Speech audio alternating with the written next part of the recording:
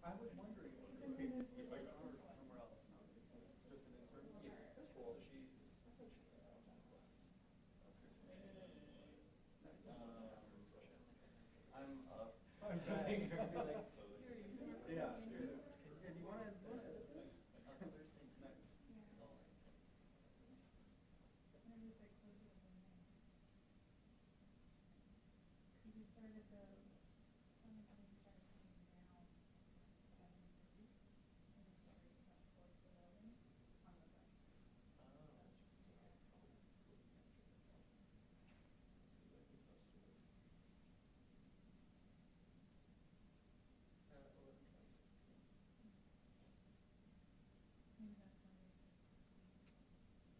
That's what we were asking. Yeah, that's what videos was posted at least. Who is the guy that took that? Is he like another shorts? There's the one featuring this. I'm just getting started. Pro ship poster, veteran patriot. Got it.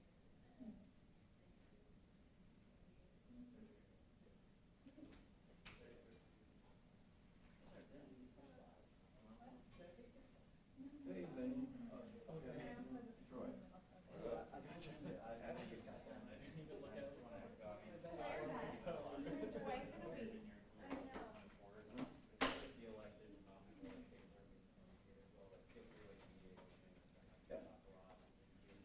Yeah, and I would have done that on that thing yesterday, but I still have chance to respond here.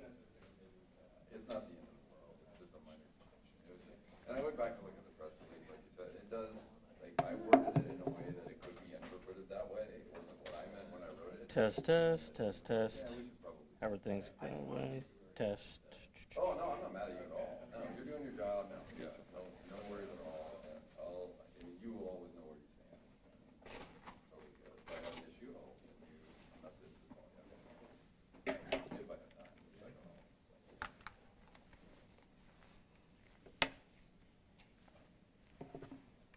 Obviously, you're welcome to use the mic stand if it's better for you, whatever. I think I'm going to run this press conference. Test, test, test, test. Is that good? That seems like it's fine. There we go. All right. Yeah, please help yourself. Yep, absolutely. We would have had a whole box, but like, we don't have our team here today. Most of them are off today, so like, it's just me, and I can't, I don't have time to get it set up.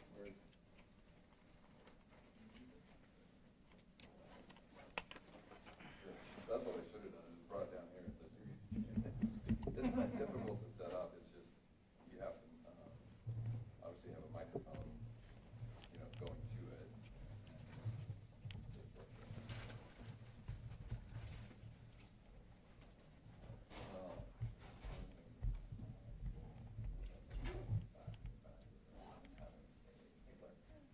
Having a microphone that's just dedicated for this room, it's always up there, so it's just plugged in. Oh, that thing the whole time. I was like, I actually really don't want to do that. We're just doing so much of this now.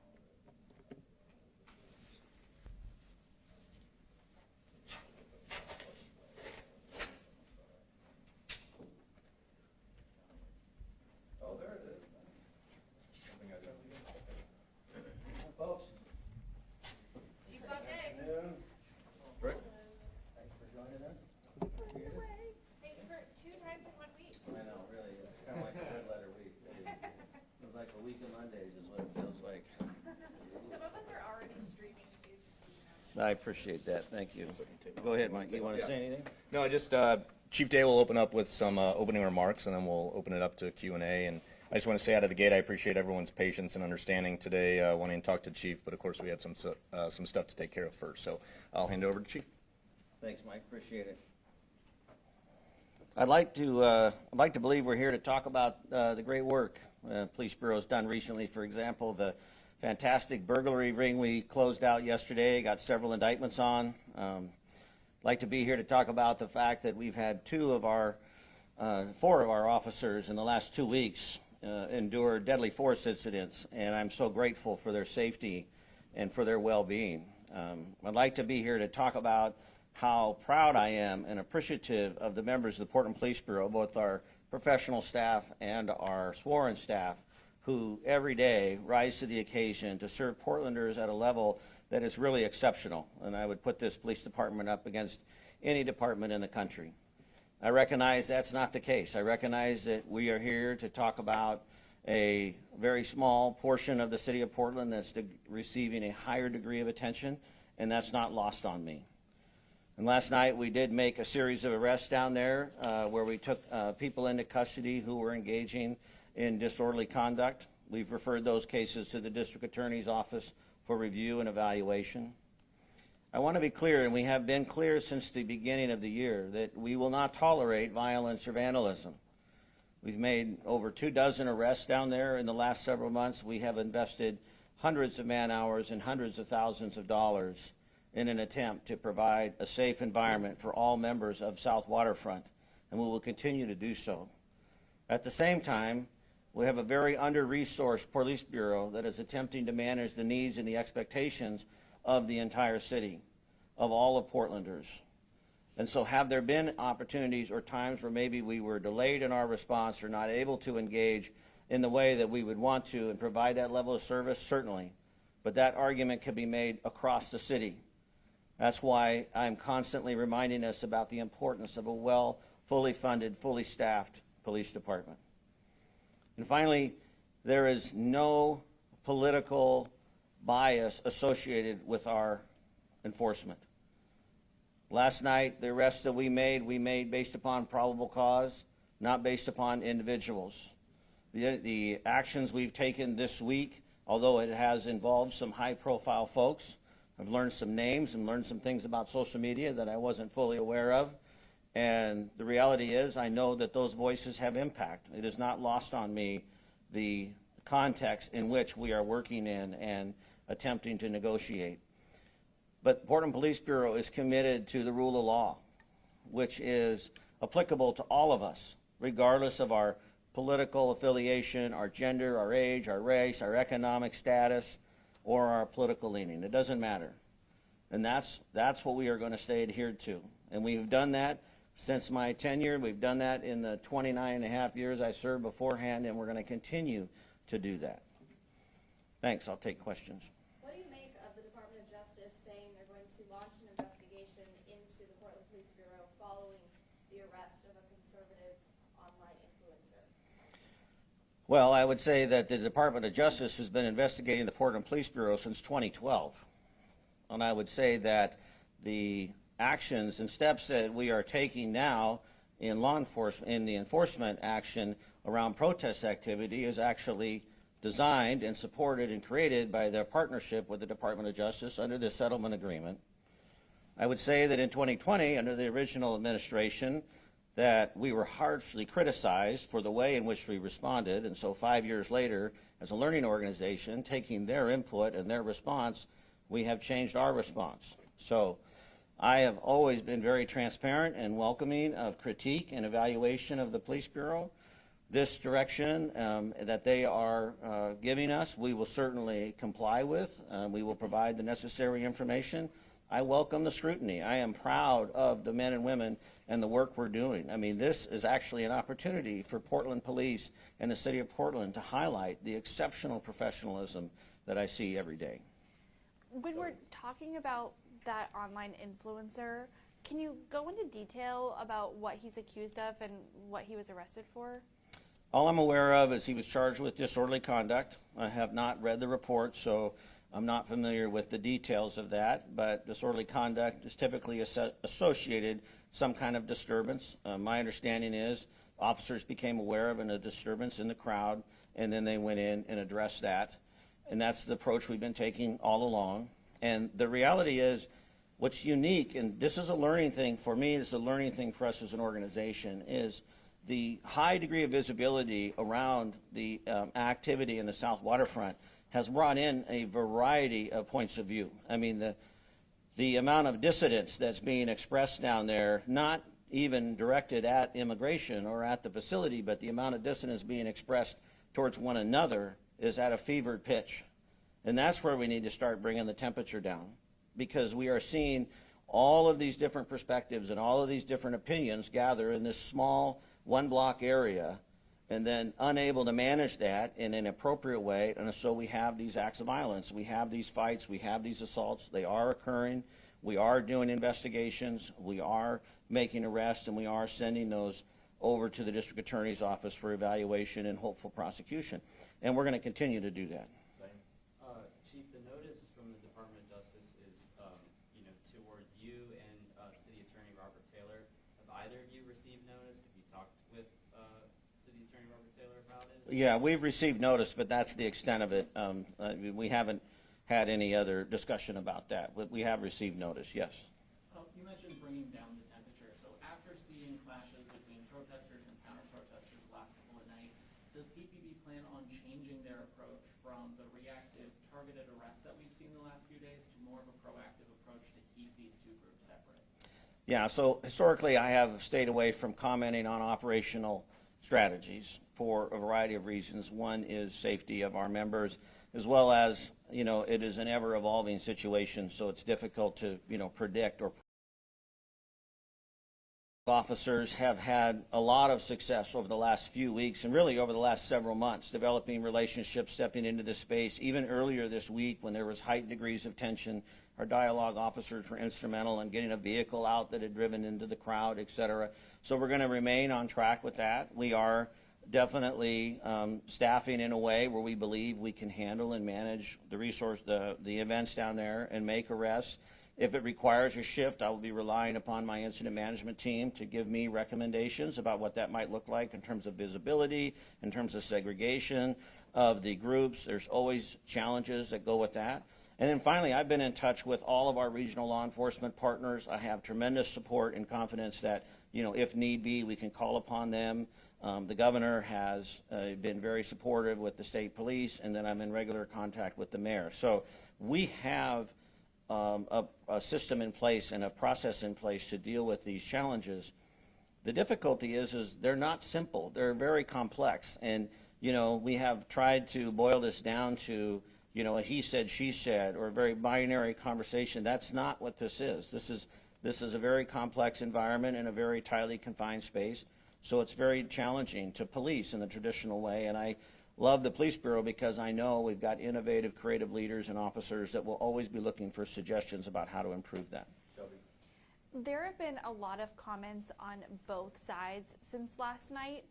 Is there anything that your team has seen or that you've even seen yourself that you feel the need to clarify or say, well, that's just not true? Personally, have not seen a lot of comments because it may not come as a surprise to many of you, but I'm not glued to that. And I did watch football last night, and I didn't see a lot on there. But I have heard many comments, and the part that probably brings me the greatest deal of frustration or ire or sadness, whatever that emotion would be, is the accusation that our Portland police officers are making decisions based upon a political affiliation. The irony here is we were condemned in 2020 for our approach towards the left, and now we're being condemned in 2025 for our approach to the right. So I would say we've landed right in the middle of the fairway. And this is the nature of the rule of law. This is the application, appropriate application of the rule of law, that it is equitable across the board. It is also not lost on me that we have a lot of Portlanders who for a lot of years have suggested that we have been over officious or targeting them or discriminatory in our approach to them, usually based upon housing status or race or whatever it might be. So this is not unfamiliar territory for me or not unfamiliar territory for the police. And I have stepped into those spaces boldly and welcoming to hear those voices, and I'm willing to do that now with others. But I'm actually somewhat confident that we are actually doing the job that needs to be and that's asked of policing in our society today, because we are being consistent and transparent with the application of the rule of law. On top of what the DOJ is saying, the White House press secretary told reporters this morning that this incident in particular is a troubling trend in Portland where left-wing mobs get to decide who can visit and live in their city. What's your response? Yeah, well, that's just inaccurate. I mean, there's really not much of a response to give to that. I mean, look outside today. I've been all over the city. It's not left-wing mobs. This isn't, I'm standing up here. I'm not standing up here with the governor or the mayor or anyone else. I'm standing up here as the chief of police of a major American city, telling you that we are doing the job that's expected of us as it applies to the application of the law, and that's what we're doing. The purpose of policing in America is to provide support and service to communities to allow for a level of predictability. None of us want to feel unsafe. What is universal for all Americans is the desire to feel safe. This is biological, it's natural, it's human nature. And when we don't feel safe, when it feels uncertain, when it feels unpredictable, we withdraw, we pull back. And then we don't engage in the social contract, and we don't establish relationships, and we don't learn from one another. And we have created such an attitude of certainty and lost the art of curiosity that we are struggling to find a way to affirm that safety and vulnerability for all of us. And that to me is the crux of the issue. I absolutely welcome the opportunity to address crime and public safety in Portland. And some of that has to be done through enforcement. Some of that has to be done through arrests. But that is really not going to fix it. There's a difference between crime suppression and problem solving. And we can suppress crime, and we can be that, and we can be overt, and we can be intentional, and we can suppress crime. Let's really, while we're working to reduce crime, look at those systemic issues that feed it as well. Will Portland Police release body camera video of the arrest last night, including the arrest of the disorder? Yeah, I would like to be able to release that. There's a process around redaction and, faces and names and so forth, but I'm very open to releasing footage. I can't give you a time frame on that, but we will be trying to make that happen. Zane? Chief, like you said, the temperature is really up in the area. There's been developments happening day after day. Assistant Chief Dobson said in a court filing, specifically what you touched on, that the more that officers are down there, it pulls resources away from other parts of the city.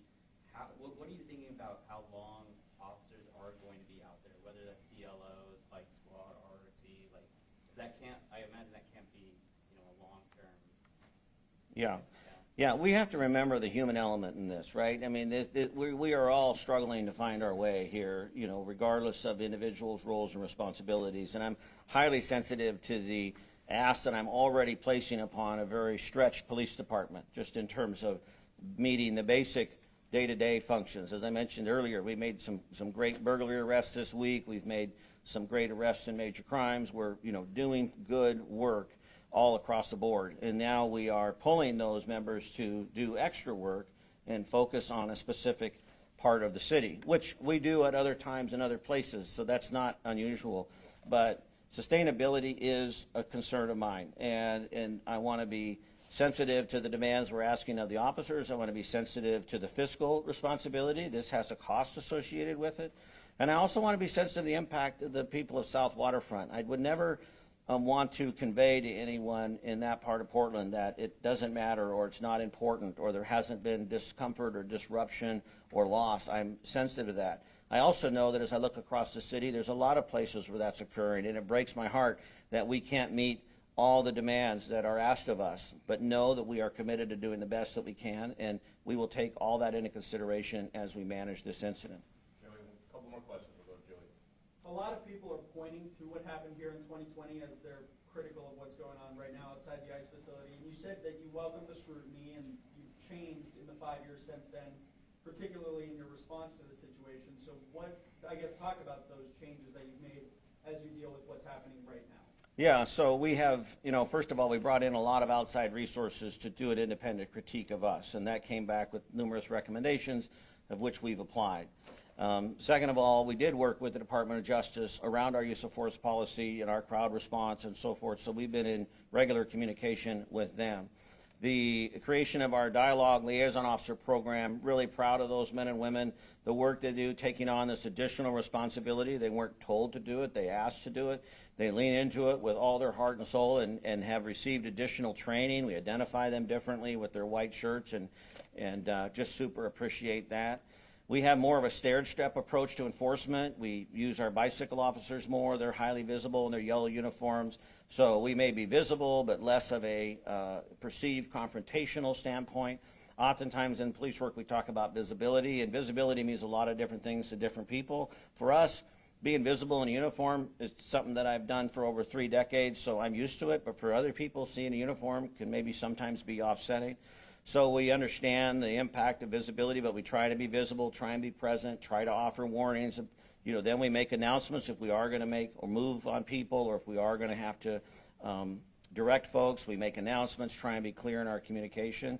And then we make those targeted arrests. I think that's really key to know that when we move in, we're moving in to make a specific arrest. We're not looking to disrupt the whole thing. We want people to be able to express their First Amendment rights. We want people to be able to get their message out. So instead of looking at the whole crowd as a simple one, organism, we are looking at the individual problem people. And then finally, we do have the capability on a larger scale with more hard gear, the more traditional protest tactical response. We still have that available to us. Fortunately, we have not had to use that to a great extent, but I will always make sure our officers are 100% protected and safe in the job they do, and sometimes that gear is required. We haven't seen the level of violence down there yet to reach that, but that is a final piece, and that's kind of the more traditional approach that people maybe have remembered or looked at in the past. Well, I'll do a couple more questions out of respect for Chief's time. Troy, did you have anything? I know you haven't asked one yet. No, I'm all right, thanks. All right, we'll go, wow. Well, Blair had her hand up. Go for a ahead, while, Blair. Just quickly, we've been hearing a lot that a lot of the starting of the clashes, I guess, between federal agents and protesters have been coming from outside conservative agitators. Is that something that your police officers have witnessed or seen? Well, I can't speak to the affiliation of the agitators, whether they're conservative or liberal or left or right or whatever that moniker is. What I know is that we are seeing an increase of people down there who appear to be intent on agitating the crowd and agitating the environment. What their motivation is, I don't know. I don't really care. The point is that we are not going to be accepting of violence in the city of Portland. It's just not acceptable. And can we get to every violent encounter in the city? No, we can't. And I wish we could. I wish we could be Johnny on the spot on all of them. But when we're present, when we're available, when probable cause exists, we will interdict that behavior. We will make arrests regardless of their intent or affiliation. All right, right here, Claire. And then Joey, and then we're done. What is your plan with the Department of Homeland Security planning to surge more officers here? Well, we're going to stay the course. I mean, I've been that since the beginning. We're going to stay the course. Portland Police Bureau is going to continue to show up every day and do the good work that it's been doing for over a century now, and the good work it's going to be doing, Lord willing, a century from now. Because we cannot vary from our values. We cannot vary from our mission, which is to provide the highest level of safety to the city and to all of Portlanders. With that being said, I'm also in regular communication with our federal law enforcement partners. I've said that for months now. And we will talk to them, we will work with them, we will try to deconflict information the best that we can. I have been very grateful for the conversations I've been able to have with federal law enforcement leaders in the area, many of which are from the area and engaged and want to see as well as what's best for Portland. The noise that's happening and the political theater that's happening, I can't do anything about that. That's just the world we exist in. And the unique thing about being a chief of police is I'm the most political position in the city, but I'm the only one that doesn't get elected. And in my job, politics and operations collide every single day. And so I'm going to understand and be in the political spectrum, but I'm going to focus on operational support so that Portlanders can be safe. Joey, and then Shelby, and then that'll be it. As we've tried to track what's going to happen with this National Guard deployment, has your bureau been given a firm timeline of when we'll see boots on the ground here in Portland? No, we have not. I would anticipate in the coming days, much like everyone else, but we don't have a a start date. Is that something that you've been trying to get from the Department of War or whoever's in charge of this mission? Well, we've been having conversations, but that's not been a priority of mine. I mean, I know that they've been, assigned and mobilized. That's been well publicized. As I said, I mean, that doesn't change how we show up. I mean, I'm sensitive to the fact that their arrival may spark maybe some greater unrest or some greater response, but we are going to be consistent, and we can't just. I don't want to be reactive. I want to be consistent. Earlier this week, you said that we were talking about just one city block. But what do you have to say to the people who say, well, exactly, we're talking about one city block and Portland police haven't been able to control it? Yeah, that's a great comment. And I've thought about that comment a lot. I want to clarify a couple things. One, you know, as I said earlier, that city block matters. So please don't infer in anything, you know, shape or form that it doesn't. I was saying one city block in reference to the deployment of the National Guard. We don't need the National Guard for that city block. That was my intent. The ability to, you know, maintain, support, control, change, whatever the terminology is for that city block, yeah, it's equally as frustrating to me as it is to a lot of people. Unfortunately, there's a lot of city blocks in the city of Portland that were not able to meet that standard. And I hear from Portlanders every day, whether it be downtown, East Portland, North, Northeast, etc., who would welcome the attention and the effort and the investment that we are making in that particular area. Some of these problems that we're talking about, not just down there, but really citywide, I mean, as I said earlier, these are system issues. These are system issues. These are not just, you know, clear out this or clear out this. This is system issues, and we need to have the whole conversation. We need to be able to talk about these competing truths and be able to hold them in a way that allows us to maybe find some paths forward. But as long as it's binary, as long as it's certainty, then, you know, we're going to continue in sort of this circular motion of make arrests, make arrests, make arrests. Thank you. All right? Thank you, Chief. Thanks I a will lot. say one last thing, you know, my team and I are very cognizant of the fact that you and your colleagues want to talk to Chief regularly, but of course we have to honor the fact that he is running an entire bureau and there are other things going on here in Portland. So we respect his time, we respect what you need, and we're doing our very best to provide regular updates. So thank you for your patience and understanding. Take care. Thank you. Yep.